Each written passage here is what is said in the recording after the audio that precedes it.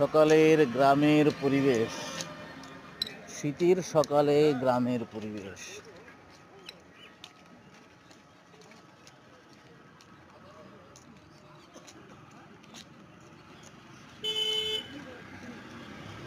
আমাদের ছোট্ট একটু গ্রাম, কিরম লাগতেছে তোমাকে?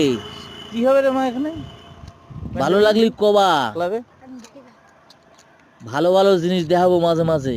বাবা, গ্রামগঞ্জের সবাই তো দেখতে সুযোগ পায় না, দেহাতিও সুযোগ পাইনি তো বলি হবে।